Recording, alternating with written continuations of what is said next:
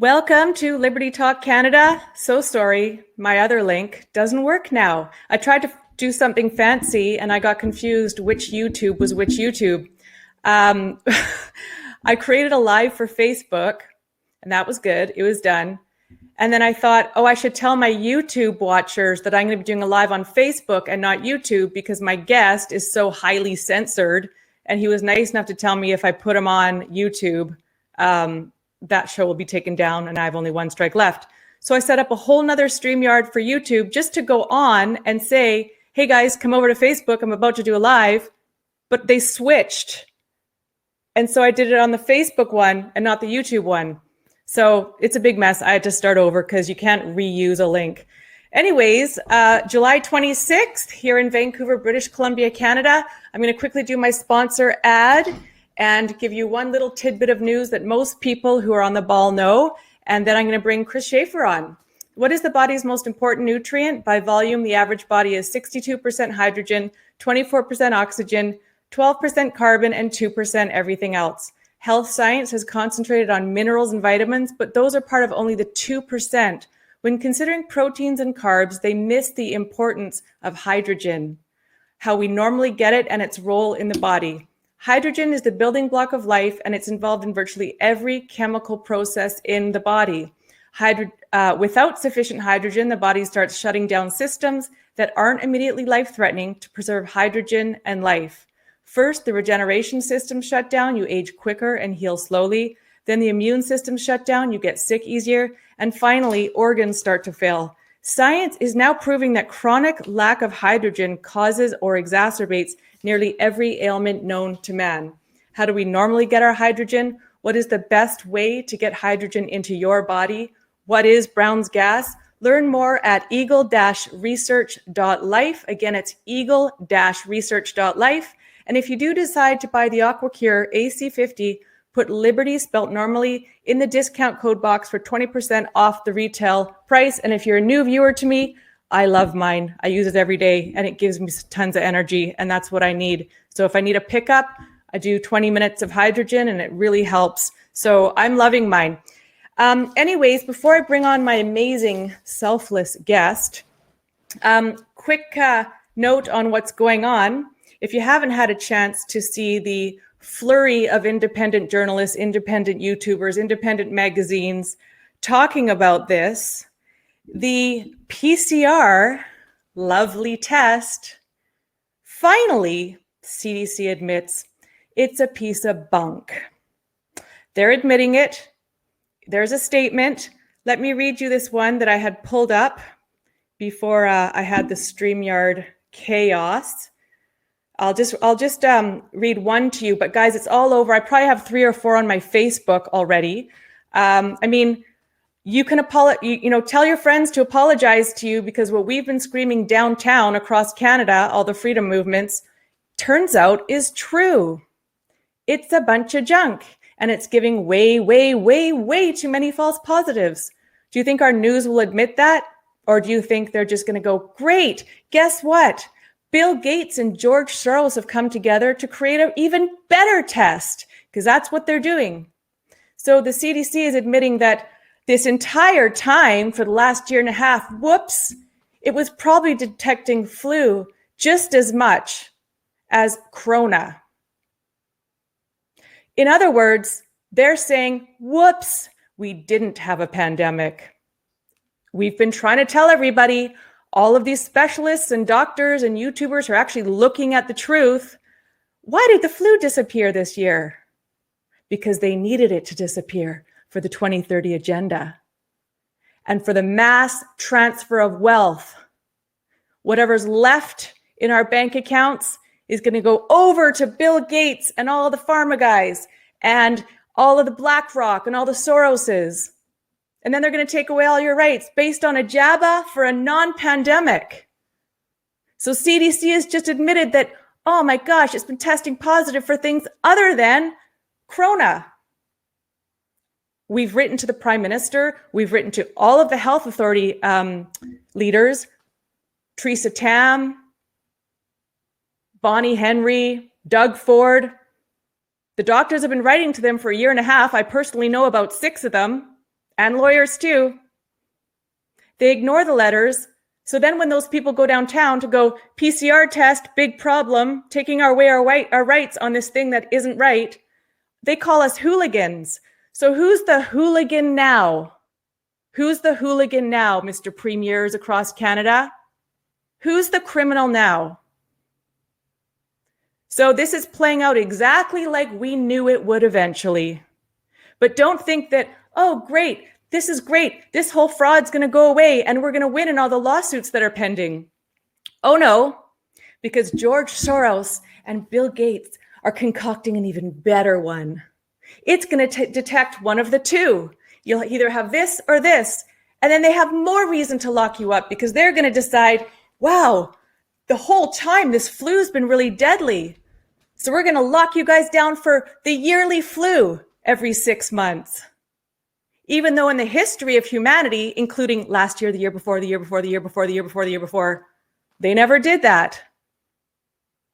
The reality of humanity is the flu helps to move along the aging process. People in their 80s and 90s catch the flu, their body's done, and it can't defend itself. That's why you always hope grandma doesn't get pneumonia. You know, that's been a thing for like 6 years. What finally takes the elderly, if it's not cancer, it's usually in an old age home or in a home they're being cared for. Their body breaks down, they can't fight bugs, and boom, they die of pneumonia. My grandma was 94, and that's what took her finally. But that's not what took her. She'd been slowly, her body was shutting down. So instead of saying, whoops, we really messed up and destroyed the world, no, now they're just going to say, oh, there's an even better one coming. I can't wait to see what they do with that one, because they're not planning on letting us go free, guys. Not at all. So again, I have a ton of information on the fraud that's been exposed. This one's from, here's one who posted it, of course, Candace Owens, one of the few honest politicians. The FDA announced today that the CDC PCR test for COVID has failed its full review. Emergency use authorization has been revoked. It is a class 1 recall. And do I sound angry? Yes, I am. Because the amount of horrible things that have been said about all of us across Canada who've been trying to tell you guys what the news has done to us as human beings when we're down there with our signs trying to wake you up. I haven't got a phone call from Bonnie Henry saying sorry. I don't know if any of you have. So it's a class 1 recall, the most serious type of recall. All measurements based on PCR testing should come to an end. The audience that received it, any individual performing the COVID test, the level, laboratory alert. So apparently after December 31, they will withdraw the request to the US Food and Drug Admin. So that's, this coming Christmas, New Year's. So what are they going to do? Keep using it until then? At the hotels, charge you $5,000, quarantine in a hotel? They're going to keep using a test that is a fraud. And maybe my episode tonight on Facebook might actually get taken down. But guess what? That's insanity, because the fact checkers took down my page twice for a week for sharing these articles about the PCR test from doctors and virologists and epidemiologists and lawyers. And they were fact checked as false. But now the CDC admits it's true. I have no idea what's going to go on in Facebook hell. Have they gotten the memo yet? You know that the Facebook fact checkers, if you look at the companies that go all the way to the top, George Soros and Bill Gates fund the fact checkers at Facebook. So when are they going to stop saying it doesn't work? The CDC has admitted it.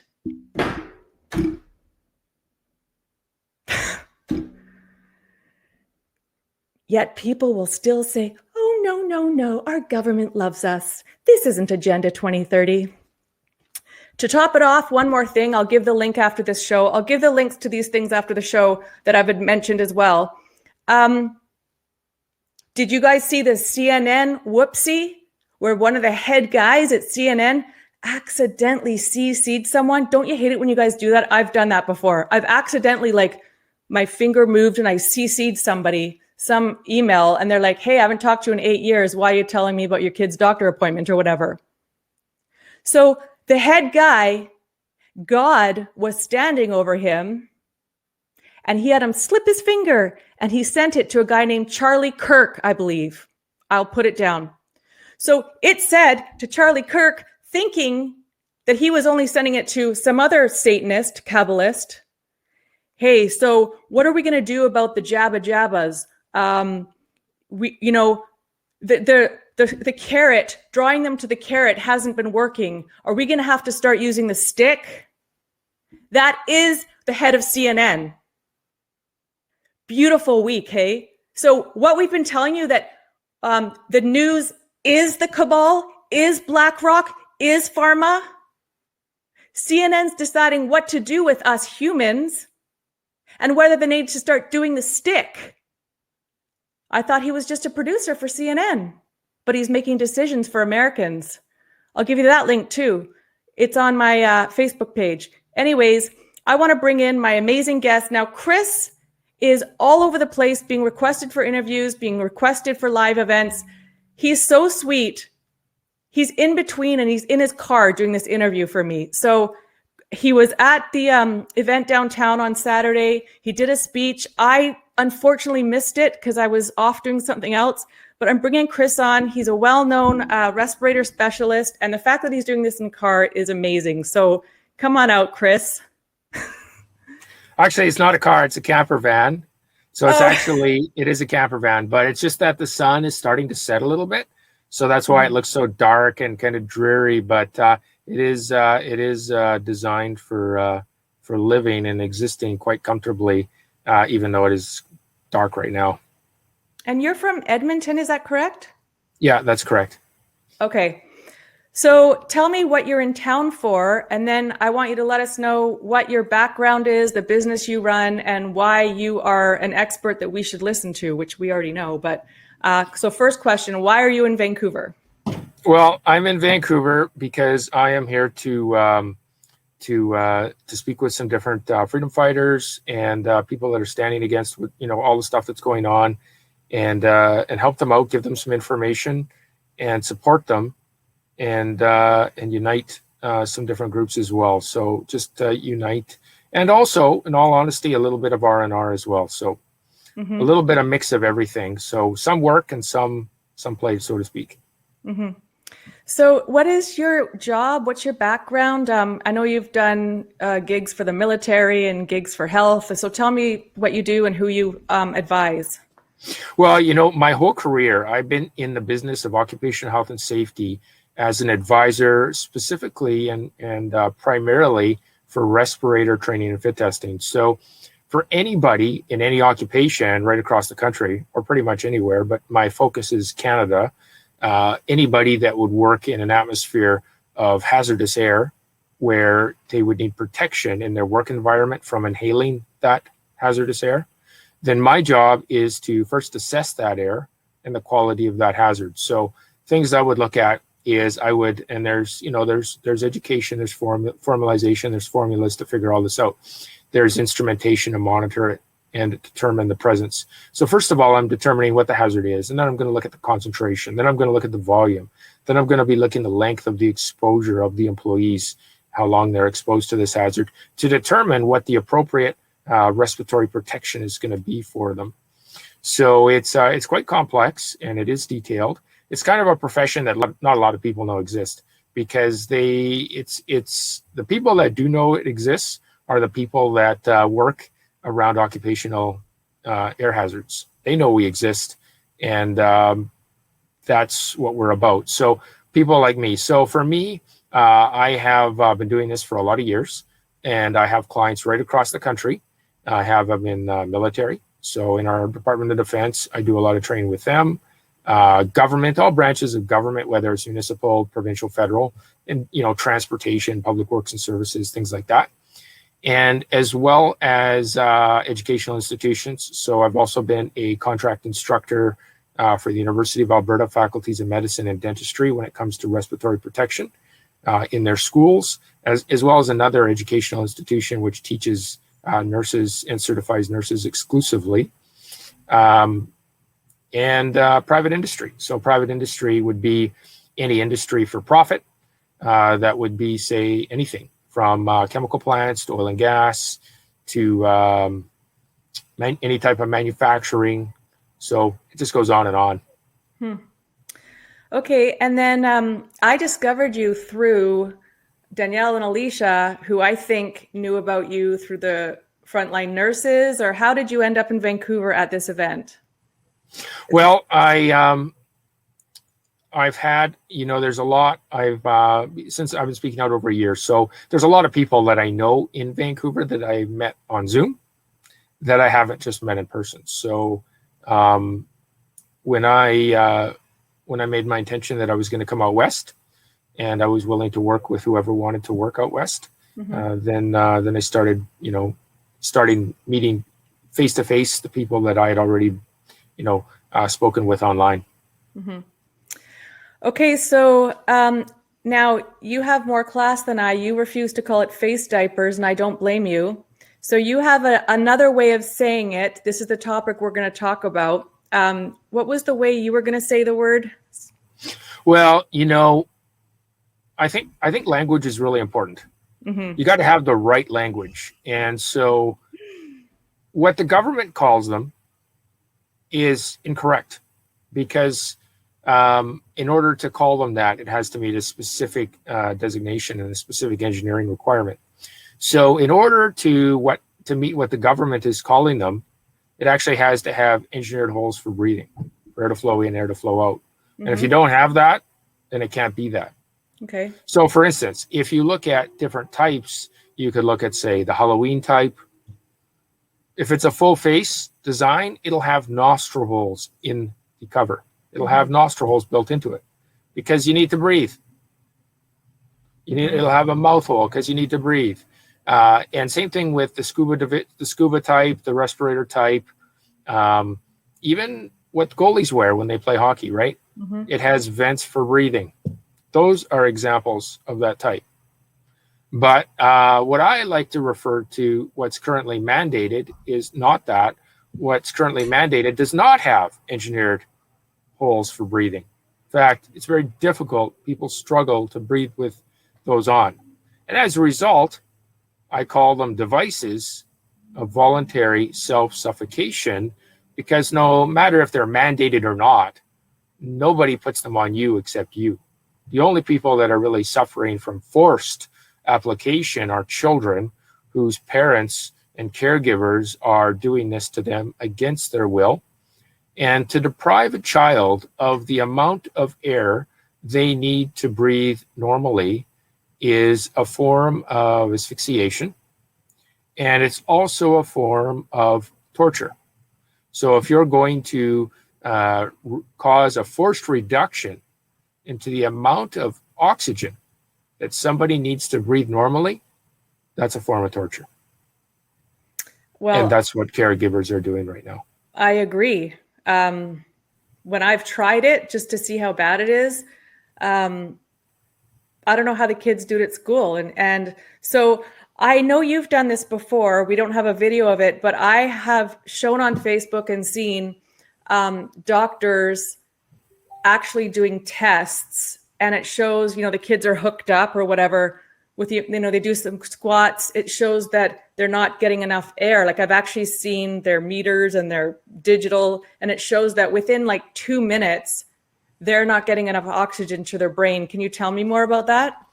Yeah, well, I don't know what you saw, but I will tell you from my testing, and I look at source.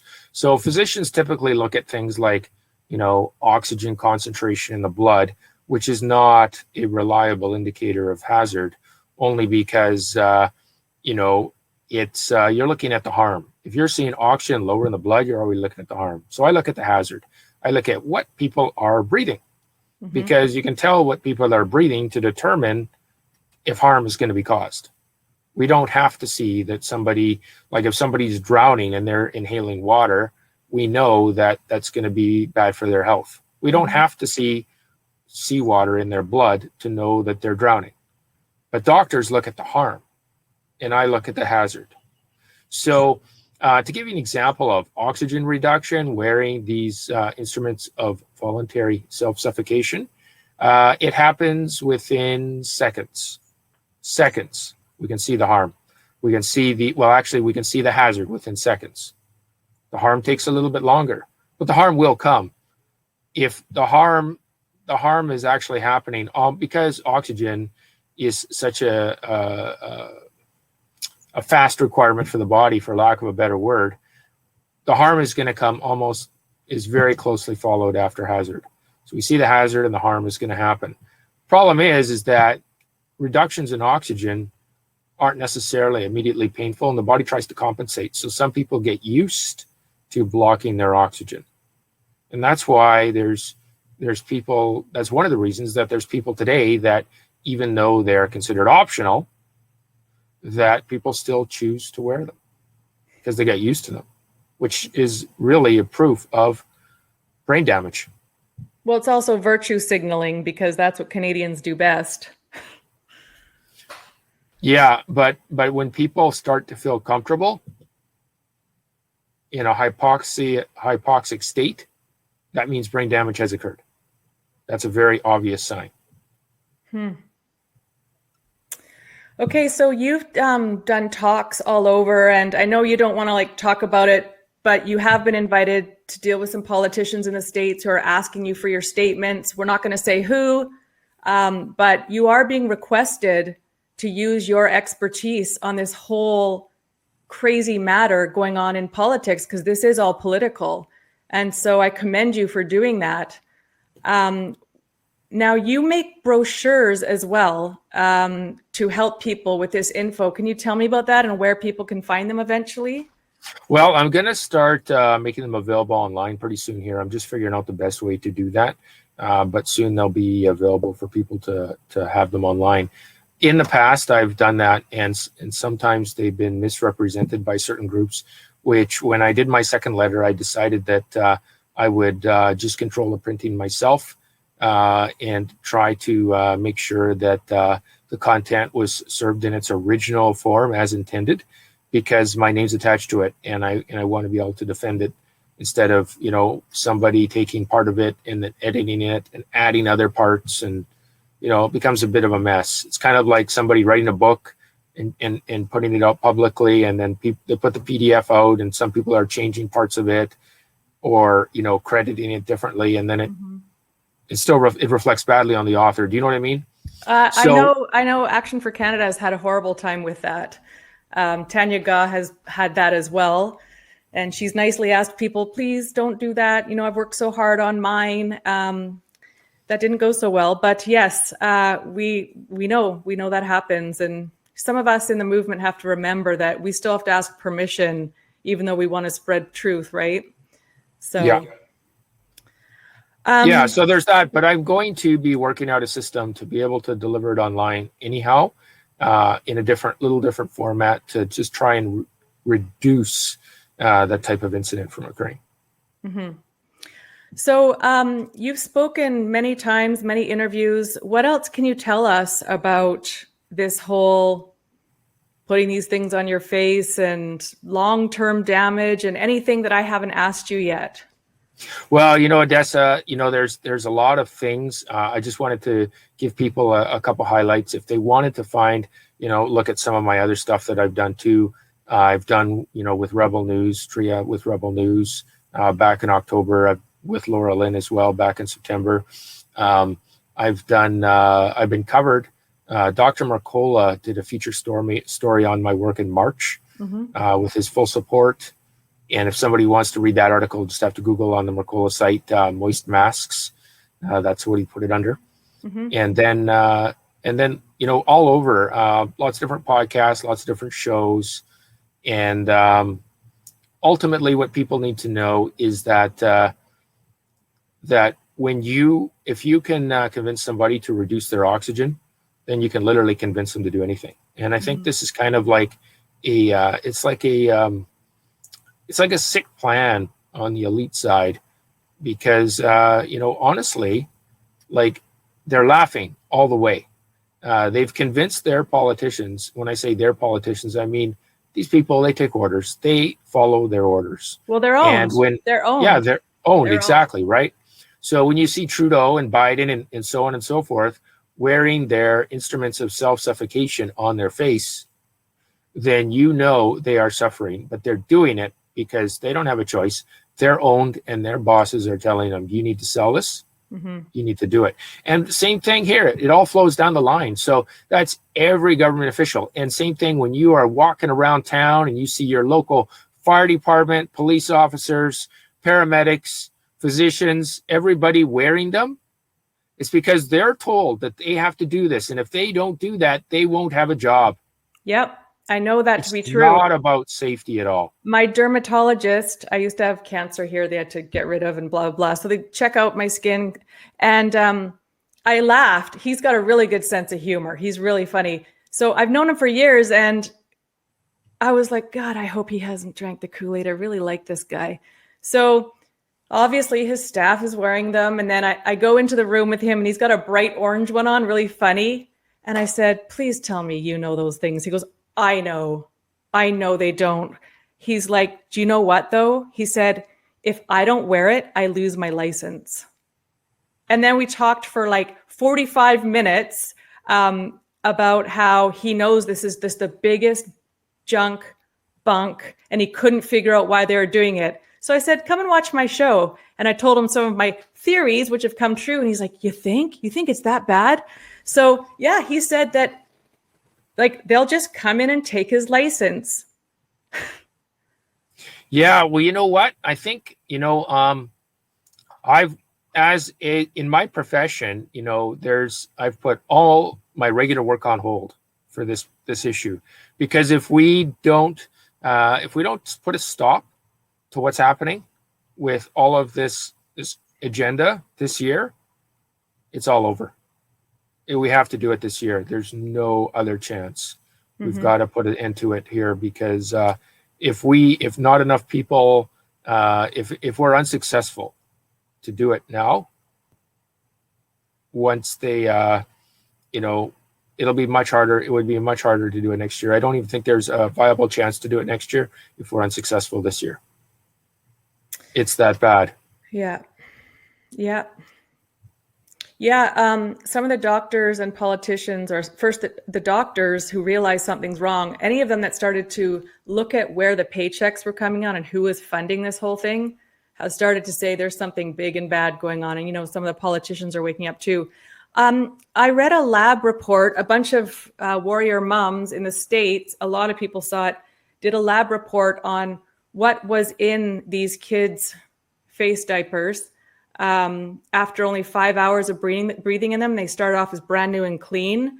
Some of the disease sitting there, like from bacteria. Can you tell me more about that? And do you know which ones? Sure. Well, you know what? Actually, it can be all of them. And so I'll tell you why. Because first of all, these are simply disease generators. That's all they are. They have zero benefit against anything. They are not respirators, and therefore they cannot provide respiratory protection. Only respirators can provide respiratory protection. And unless it's said on the package, this will protect you from viruses, airborne viruses, on the label, on the package of the product. And you won't see that because it can't make that claim, because it won't. So everybody is simply blocking the natural flow of their breathing, but it doesn't only capture your exhaled oxygen and carbon dioxide, it also captures your exhaled heat and moisture. I noticed and by that. capturing heat and moisture, it just keeps it wet and moist in front of your mouth and nose, which breeds bacteria and fungus, which the wearer is inhaling, because they're inhaling from the same place that they're exhaling. And in an actual real respirator, you have to inhale in a separate place from your exhalation. There are separate systems in an actual respirator.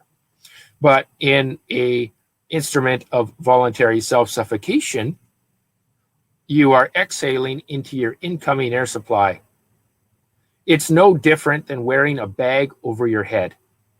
It's no safer than wearing a bag over your head. And as children, we were all taught by our parents, don't put a bag over your head. And we teach our children the same thing because it's not good for breathing. It's bad. It's bad for breathing. It's harmful to breathing. I know that there was some crazy Karens on the street, and I remember one saying, "Oh, you guys say you're breathing your own carbon dioxide. You're such kooks." Tell me about that. Is that correct? Because it feels like we are.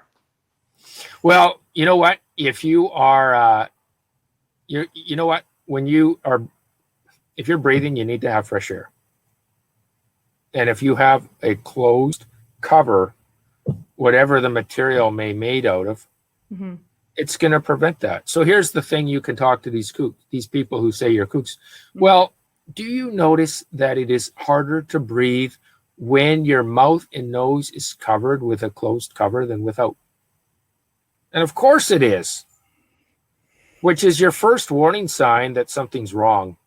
That's our built-in instinct. If our breathing gets interrupted, that we need to be cognizant of that, because we need oxygen more than any other nutrient on the planet. It's the most urgent nutrient for us. And if we lose that ability to absorb oxygen, even for a short period of time, it can result in death. Whether you can go days without water or many weeks without food. Oxygen is the key one, right? So mm-hmm. when you start to make it harder to breathe, even in a healthy person, it's gonna potentially cause health risk, and it's depriving them of oxygen they need. For children, it's worse. For children, it's even worse. Why? Because children breathe faster and more rapidly than adults, because they need to grow. They need the nutrients. They have a higher demand for oxygen for the size of their bodies. So for children, it's much worse than it is for adults. But what about for adults that have pre-existing medical conditions? Like if the adult, or if anybody of any age for that matter, has asthma, allergies, autism, epilepsy, the list goes on and on, diabetes, high blood pressure, heart disease, cancer. Claustrophobia, right? Yeah. And it goes on and on and on, right? There's dozens and dozens of things that would prevent somebody, or should prevent somebody, from wearing a device that's going to block their breathing. And so these things are these instruments of voluntary self-suffocation, they can cause somebody to have a life-threatening medical condition with high blood pressure. How many people have high blood pressure? Mm-hmm. A lot. Exactly, right? So with and that, not just high blood pressure, but a number of different medical conditions. Maybe they're not, maybe they have it and it's undiagnosed. And so then what? Who's going to take the blame if they have a medical emergency caused by wearing one of these devices? And because they're not designed for breathing, so it's harmful to wear them. They trap oxygen. They cause accumulations of high carbon dioxide, which actually also lowers oxygen simultaneously. So you get low oxygen, high carbon dioxide. You get bacteria formation from trapping moisture and heat. And then you also get the material of the cover breaking down, degradation happening, because as it traps your moisture and heat, it actually causes the fibers that were used in the manufacture of it to become dislodged. Yeah. And the dyes to become dislodged. And then the wearer inhales it. And that's why some people who are wearing this stuff, they may get a sensation of, if they've worn these devices, these barriers, they may get the sensation of swallowing a hair or cat hair or something like that. It means they're inhaling the fibers, if they've ever felt that. Yeah, there's some crazy videos out there of some of the microscopic stuff, and not even microscopic. People are wondering, what are those little things? I mean, I'm sure you've seen all those little things, and people are fighting over whether it's nanotech or a parasite. I don't know if you've seen those, and I'm Yeah. not a scientist, so I haven't commented much. I did show some of the videos, but have you seen those videos about what's in those masks coming from China? I've seen some, and I'm like you. I can't really comment because I haven't been able to. I mean, it's not my place to have like a high-powered microscope and take it apart and really analyze and see what it is. I mean, you need a lab. You need a sophisticated lab to be able to do that, and I don't really have those resources. It's not within my scope. Yeah. But a lab can look at that and figure out what that is. I do know that once they'd breathed into it for a while, that's when the thing started moving with. So it took that to have them start to move. And they're breathing in these little things that start to move when you make it moist. And they are going up people's noses, and that's not good. Anyway, yeah, I don't know. I've seen all the videos and it doesn't look good to me, but I don't know. Yeah, you know what? It's a lot of crazy stuff going on, and we need to be aware that we've been lied to, and we've been lied to at all levels, and we got to question everything, because only by questioning and really analyzing things are we going to get at the truth. And people, here's the thing, is that people should not wear these instruments for any reason. And I know a lot of people, even freedom fighters, I know freedom fighters that have complied for ease of access into stores and gyms and so on and so forth before those rules were loosened a little. And I say, don't do it. Don't comply. Any compliance with tyranny is tyranny.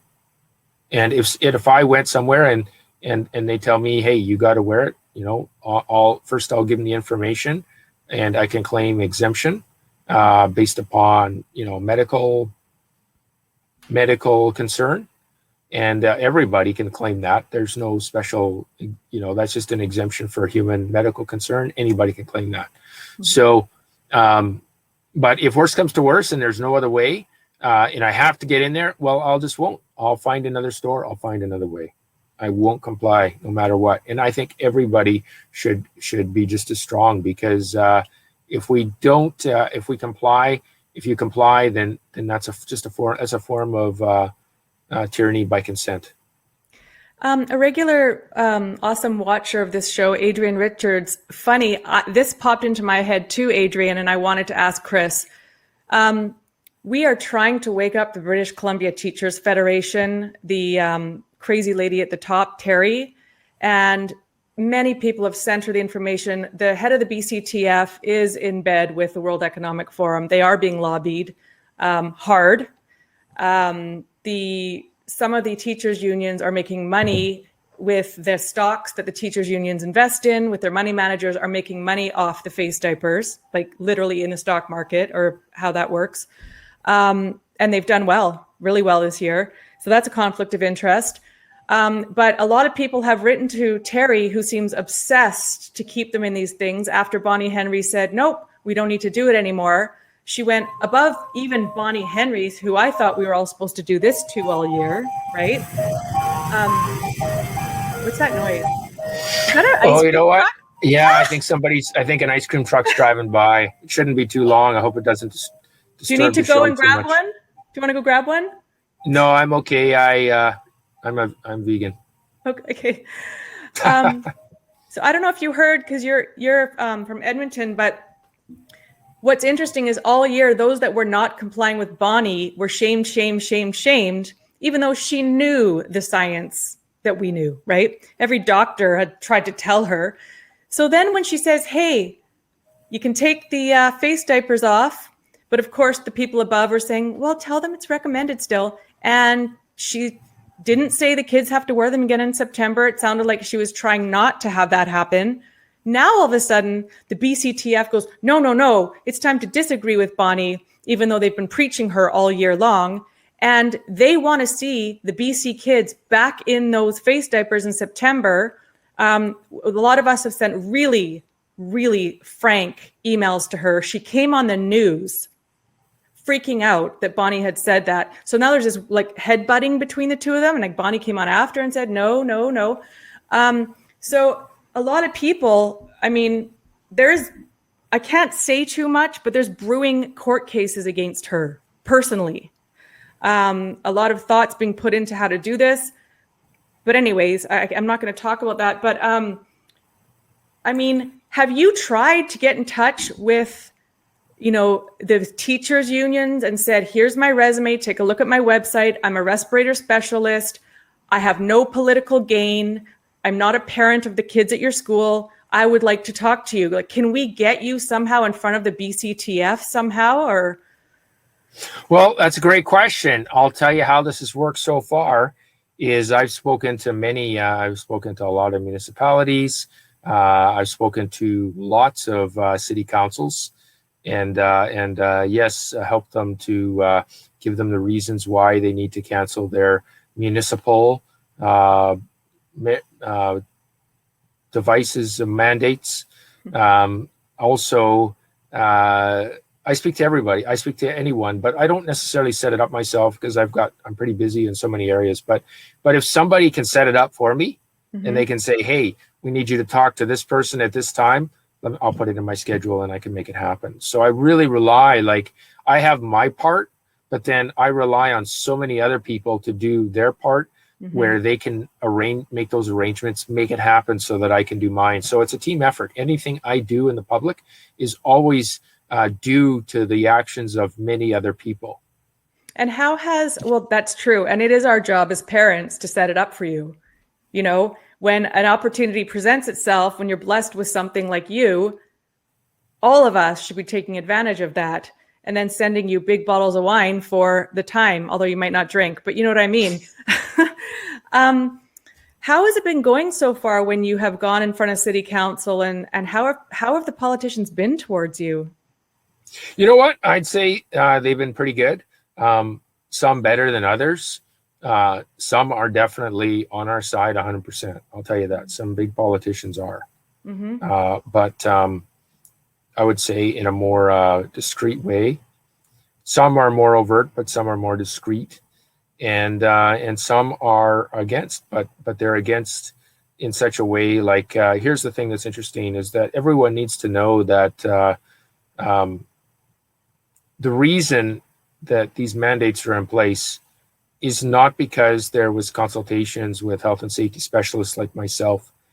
The reason they're in place is because government got their orders on what they need to do.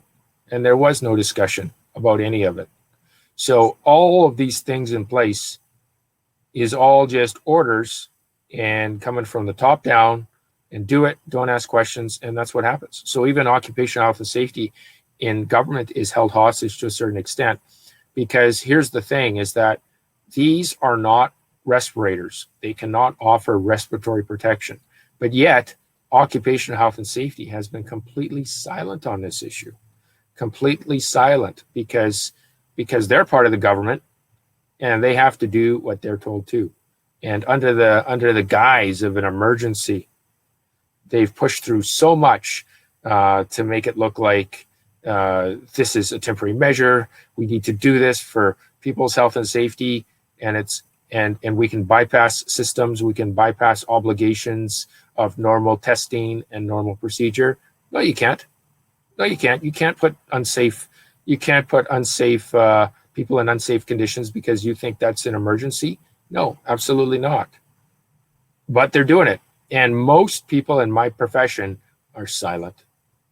They're silent because even if they know it's wrong, they don't want to speak up because they don't want to be fired. Fired, and they don't want to risk any of the negative energy. But for me, hey, I work with government over 20 years. I'll tell you, they're wrong often. And that's why I work with them. They're not this omnipotent force. They're often wrong, and they make mistakes because they're ordinary people. And sometimes with all the bureaucratic channels and stuff, it can really mess things up. And it always has. It always has. Government's always had big issues. They've always had big problems. And so for me to say government is wrong, well, I've been saying government's wrong my whole career because I've been working with government my whole career. My job is to make it right, to hire people like me to make it right. Unfortunately, they didn't hire me for this. Why? because this is part of an agenda. It's not part of a normal occupational health and safety advisory. It's just not. And it's not just us here. It's not just BC. It's not just in Alberta, where I'm from. It's not just in Canada. It's happening simultaneously all over the world. Well, it's the WHO. Because everybody gets the same instructions. Exactly. From the World Health Organization, I like to call it, which is the main leader is Bill Gates. And he wants to sell his jabba jabbas. And the only way to do that is to continue to have these things on our faces. So every time you go everywhere, you're like, oh my God, there's a crisis. Or you can't take them off till you get the jabba jabba. And then we find out, actually, you got to keep it on, because it turns out 70% of the people getting the jabba jabba are getting corona. So now they're like, we need to keep the masks on. And that's what was warned by many truth tellers for a year. Once we say yes to them, they're on forever. That's what I think. Well, here's something people need to know.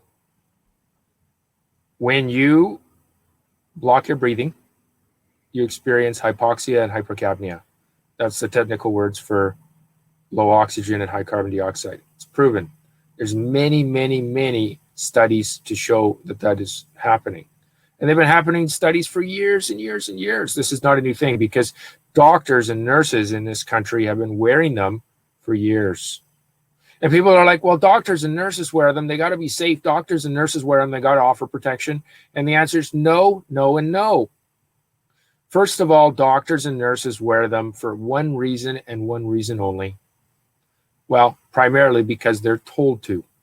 The secondary reason that they do wear them is because if they are around a patient that is actively coughing and sneezing, or they are actively coughing and sneezing, that if they should cough or sneeze a big sprays of large droplets, that it'll catch a few of them.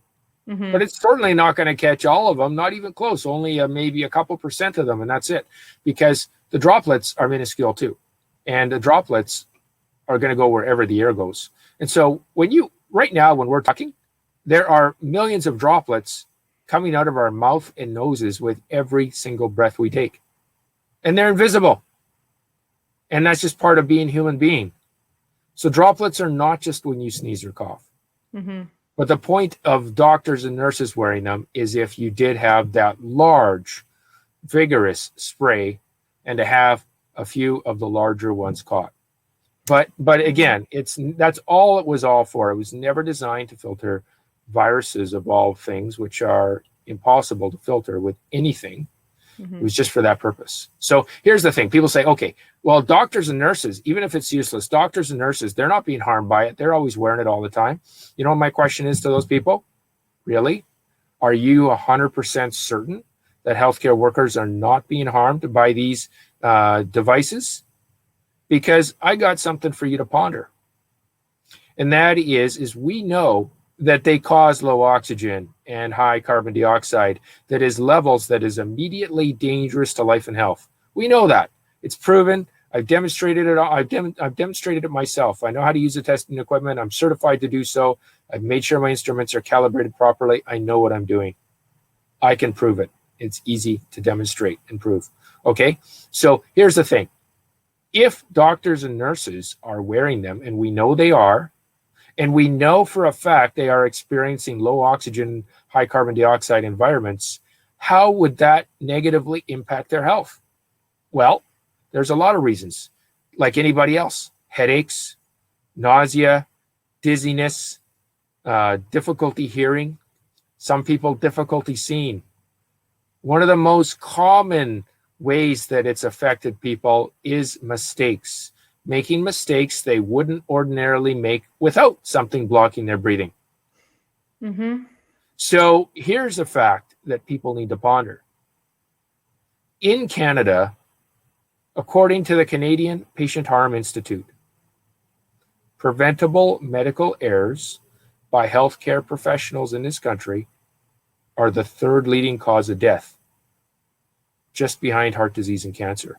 The third leading cause of death preventable medical errors. So we're not talking about, patient A needs this medication, they get the right medication, and then they have an adverse reaction. Hey, that's not preventable. That just happens. We're not talking about that.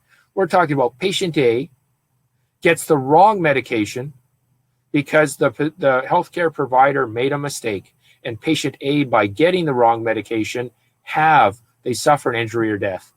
That's recorded, is one. Yep. There's over 30,000 of these every year in this country in healthcare institutions. 30,000. Do you think blocking your breathing and high carbon dioxide, do you think that could be a factor in causing this high astronomical amount of preventable medical errors? I think so, because that's what it does when you block your breathing. That's what it does. I know a lot of people have complained that it makes them fatigued and just kind of headachy. I mean, yeah, when I'm fatigued and headachy, I'm definitely not going to be able to do surgery. You know what really sickens me about this whole thing even more is, well, first of all, in hospitals, I have friends that are nurses and stuff. A lot of adults, when they're not with the patient, they're just taking it down anyway. So those people that have jobs that require them to wear it, I mean, they shouldn't be required and they shouldn't be doing it. But those adults, they're constantly pulling on it to get air. They're pulling it down. They're taking their coffee break, pulling it down. They're getting air throughout the day. Our children are told, put it on, don't touch it, don't do this. They're getting punished if they put it below their nose. They're being punished if they take it off. They're being punished if they take it off when they're in gym class. And they're actually being screamed at if, God forbid, it's not the way they want it and they just want some air. They have an abusive adult who's been brainwashed telling them, don't do that. I mean, it's happened at the schools. So good point. Unbelievable. Like, these adults that wear them, they're constantly, I was at the vet last night and stupidly, they're still wearing them. And the vet for my cat, really nice guy, it slid down, he touched it, pulled it up, slid down. I mean, it was so annoying because it was like a 20-minute appointment because my cat's been throwing up. I wanted to go, just stop, just take it off. Like, you don't need, literally, it was like this. I'm like, he has touched that mask about 30 times. And then he's like feeling my cat, seeing what's wrong. It's just a joke.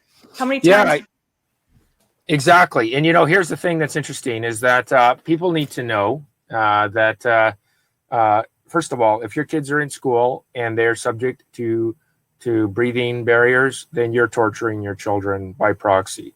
And if you have children in school, this is your fault. This is not the school's fault. This is your fault. Why? Because you are the primary protector of your children. Don't look for the government to do it. Parents take control, take responsibility for your own children. Pull them out of school. School is the most dangerous place for your children for three main reasons. Number one, forced suffocation devices. Two, forced toxic, poisonous sanitizers that are anything but skin friendly. They are not skin friendly. They're not designed for skin contact. Parents, the most basic safety training any one of you have ever had in the workplace is WHMIS. If you remember WHMIS training, you will remember that before you use a chemical, it is important to read the material safety data sheet for further information on safe handling of that chemical. I guarantee you that you have not read the material safety data sheets for the sanitizers that are used on your children in school. Because if you had, you would be in an uproar, and there would be a storm of that school. Well, these are poisonous. The parents that have read it and do care, there's thousands and thousands across Canada, they're the ones downtown with the signs and writing the letters and writing the politicians and being completely ignored. And then they call us hoodlums and super spreaders. I mean, it's just the gaslighting and narcissism coming from the government is sick. So these sanitizers, common on the data sheets for safe handling says, if you're going to handle this product, and these are across the board for all schools, wear rubber gloves and eye goggles prior to handling. Tell me that's for your skin. And it says, if accidental skin contact occurs with the sanitizer, wash your hands thoroughly with running water for a minimum 15 minutes. Tell me that's for your skin. It's not. And not only that, these sanitizers are a form of absorbed poison. Because when you put it on your skin, it gets absorbed into your blood, much the same way as when you, if you are getting a prescription for a nicotine patch or a testosterone patch, you put the patch on your skin and it gets absorbed into your blood. Same thing. It's an absorbed poison.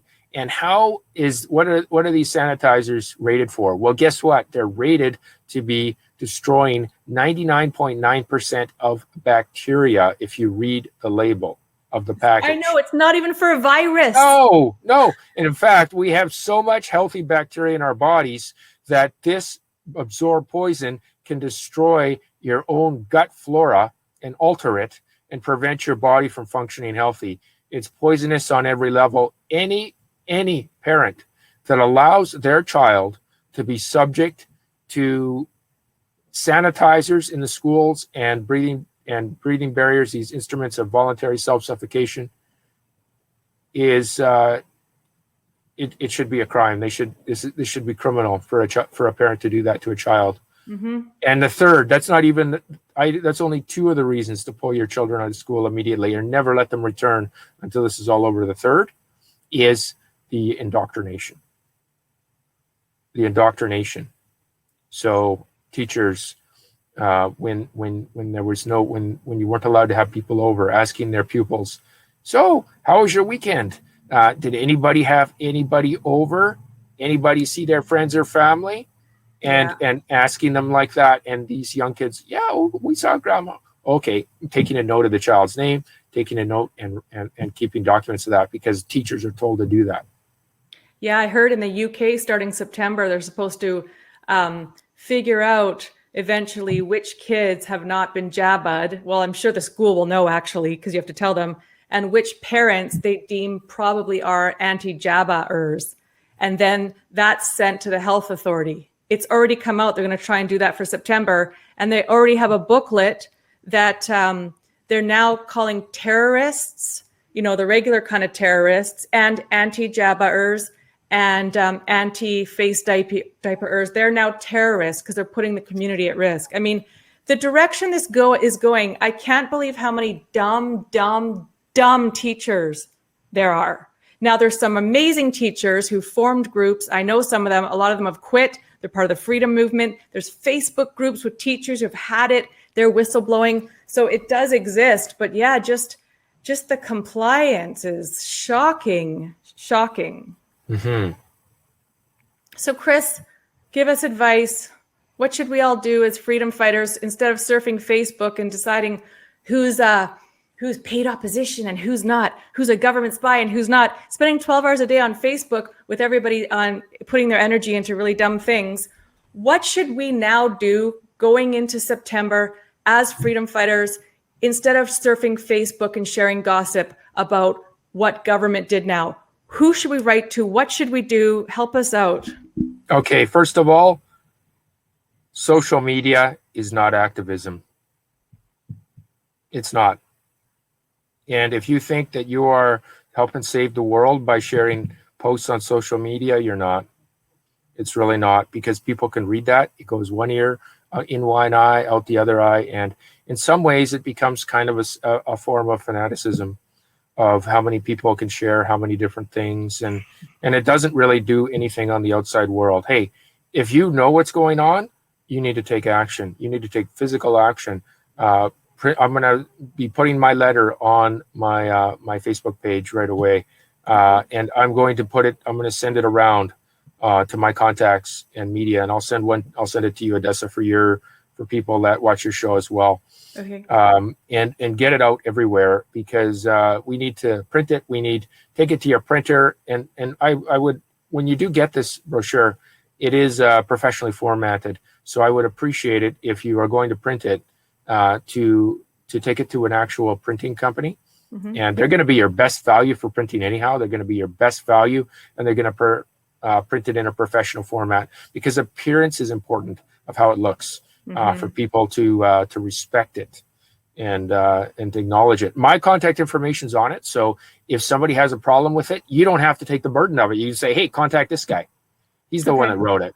So you don't have to defend it at all. Let me defend it. That's my job. Well, I want to have it in my purse for these damn stores that are like, oh, we're still enforcing it. I mean, gosh, it's yesterday. It was ugly. It was ugly. It was like the day of lunatics I just ran into. Every other day's been fine, but the lunatics that I came across yesterday was shocking. Shocking. And public here, if you have clients, friends, family who still do not know where you stand on this issue, end it now. Make sure everybody knows where you stand. Make sure you inform them. And whether they agree with you or not, make sure they know where you stand so that they can think about it, because people can change their mind. People can change their mind and people can grow. But if you're silent about it, except with your online social media groups or within certain rallies, that's wrong. That's wrong. It's not designed to be a private cliquey group. It's designed to convert the world, and we need to spread the message publicly as much as possible. Take my message, take Odessa's message, take all the messages and spread them and share them everywhere and get that conversation going, because the more people that see what's happening, this is the only way we win. Hey, I work with government in the sense that, I wouldn't say I work with government necessarily, but right now, but what I would say is I'm working with lawyers and law groups and people that are contesting what the government is doing. And there's court cases, and I'm involved in several of them. Good for you, Chris. Thank you. Thank you. And that's good. But the problem is we can't just rest on our laurels and say, that's enough. We'll just wait for the courts to figure it out. No. Because here's the thing about courts that we all have to recognize, is that the court system is the government. And the government is pushing this stuff. And the court system is also the government. So in essence, what you're asking is the government to rule against itself through the channel that it gives to you to protest its action. So it may happen. We hope it does, but we can't be silent in compliance, and we can't be so I guess just relaxed to thinking that we'll just follow it. Legal process is the solution. No, legal process is not the only solution. And I want to leave you with just a ponder to remember, is that a couple things, is that Bruce Lee had said that knowledge without action is useless and worthless. And it's true. And honestly, that's what was one of the quotes that helped me realize that I needed to be very vocal on this, that knowledge is completely useless. And I didn't want to let that go to waste. I knew I had to take action, but we all do. We all have a role to play. We all have our own role to play in this.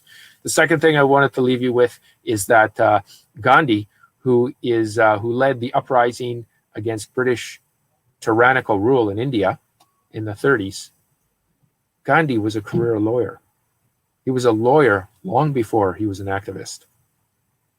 But Gandhi did not say, hey, everybody send me your money, and I'm going to file a court challenge against British rule.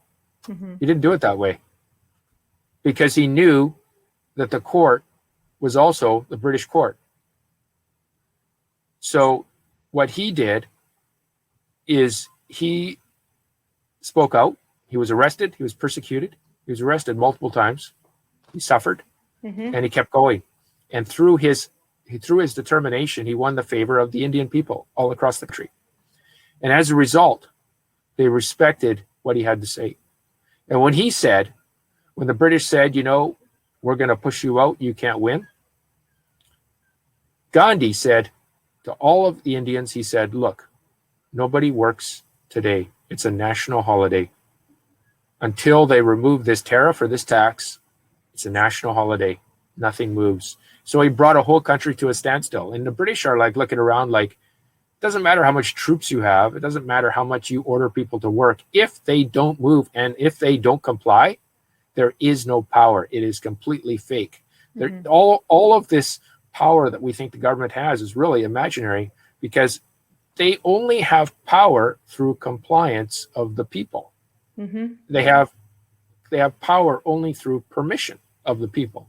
So if the people withdraw their permission and they withdraw their compliance, there is no rule. The rule will cease to exist. It cannot be enforced if the people stand up. Now, a few people standing up can be easily persecuted or pushed back in line. Easy.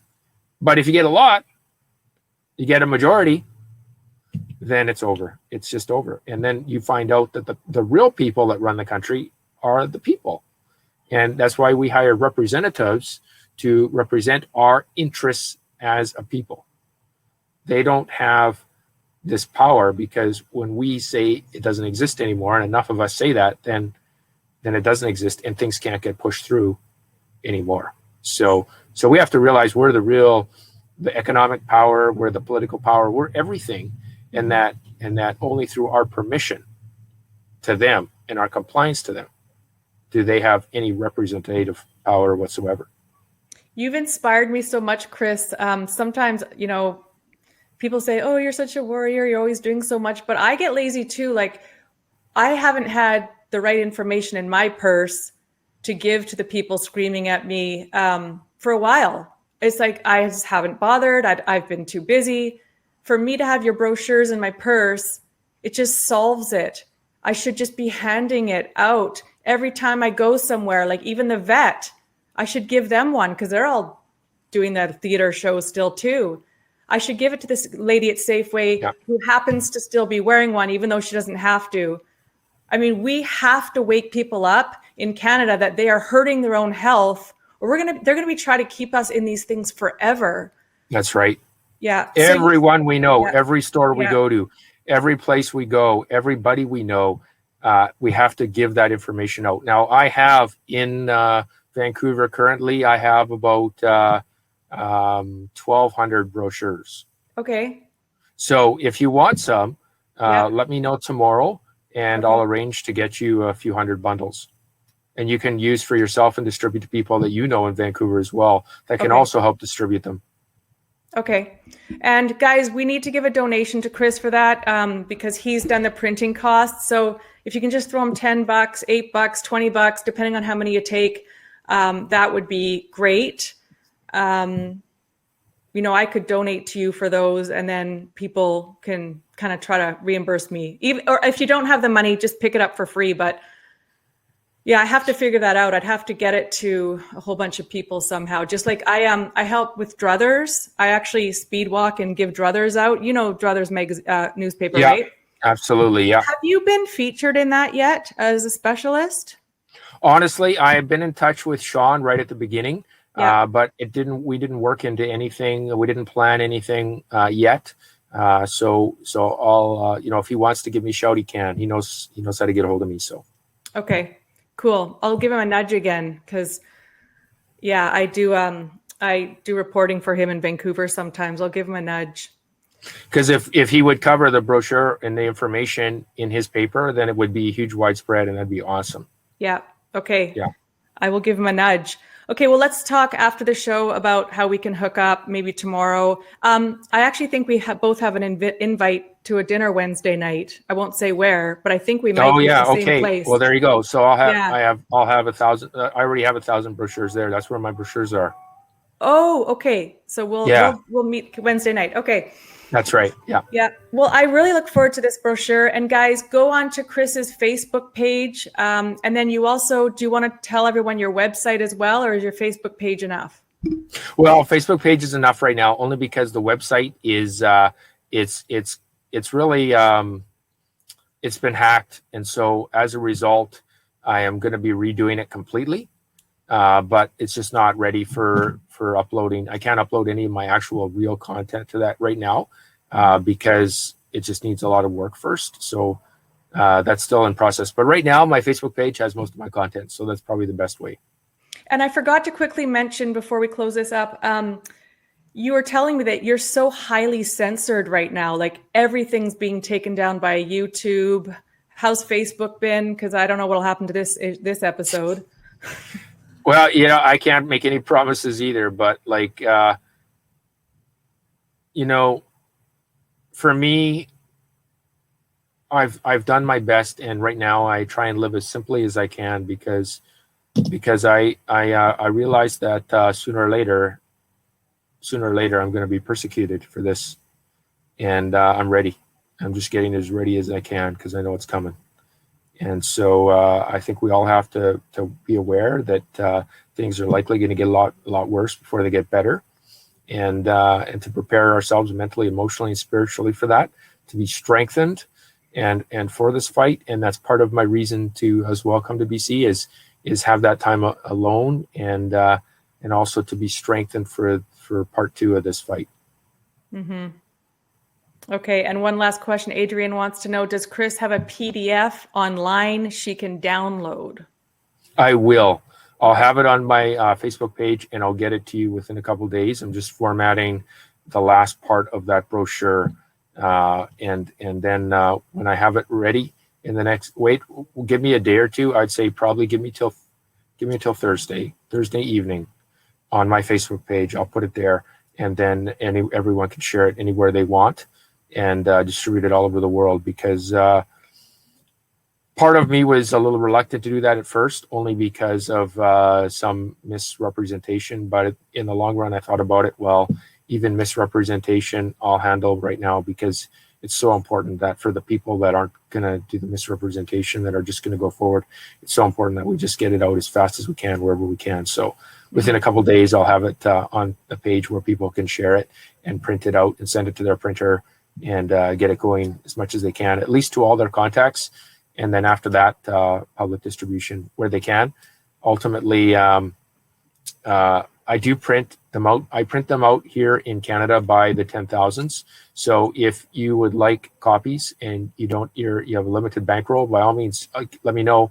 I'm in Vancouver for another couple of days anyhow, and so just let me know, and I can meet you downtown or whatever, and I can get you 100 brochures or a few brochures, whatever you need for distribution. And I do take donations, but like Odessa said, but the main thing is take them. I finance the vast majority of the printing myself, and I'll continue to do that as long as I can. Mm-hmm. So, can people Facebook messenger you? Will you get it? Yeah, they should be able to. I have an open profile on Facebook. They should be able to find me. And you check your messages. Yeah. Okay, so guys, if you want these, Facebook Messenger him, or how else can they get in touch with you if they want a load of these flyers while you're here? Here, let me just I'm just going to put in the chat, I'm going to put in my email, and they can email me as well. That's probably, here, just let me. Facebook does not let me comment, only YouTube. Oh, really? Yeah. I don't know why.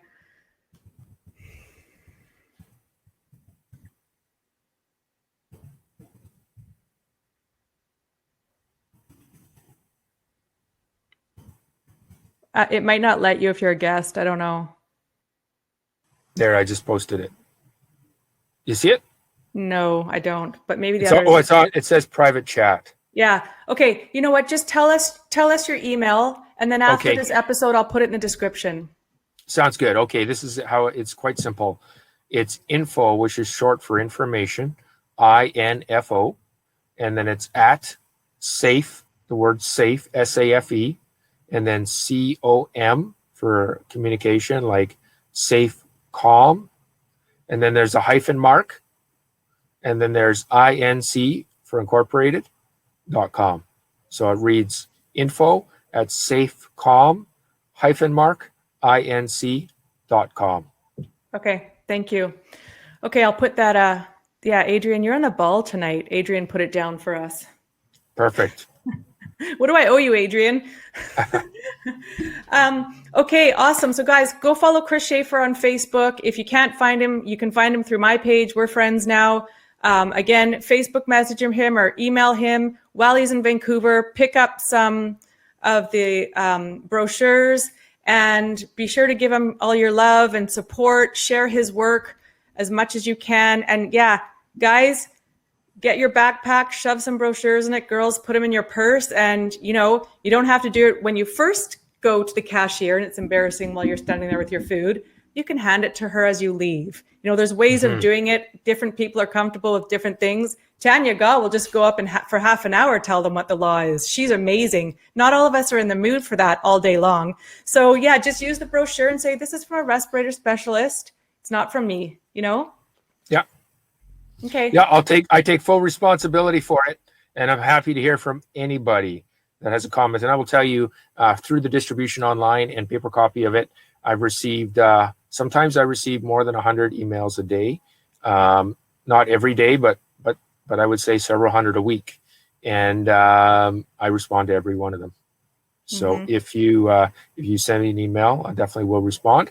And I say the vast majority are favorable, from doctors, nurses, emergency responders, scientists, engineers, all across the country and around the world. So we are growing all the time, and share the information. The more we share it, the more our movement grows, the more the awareness grows, and the more the awareness grows, the shorter this lasts. Yep. And guys, we can't just keep bitching to each other online. We need to go out and go, wow, I gave this to 10 people today. We have to wake up more people, or our children are toast. So let's get off the internet and get out in the streets. Thank you so much, Chris. I'll see you Wednesday. God bless you for everything you're doing. And thank you for making the brochures. My pleasure, Odessa. Thanks for letting me be a guest on your show to share that most important information. No problem. Okay, talk soon. Bye, guys. I'm signing out.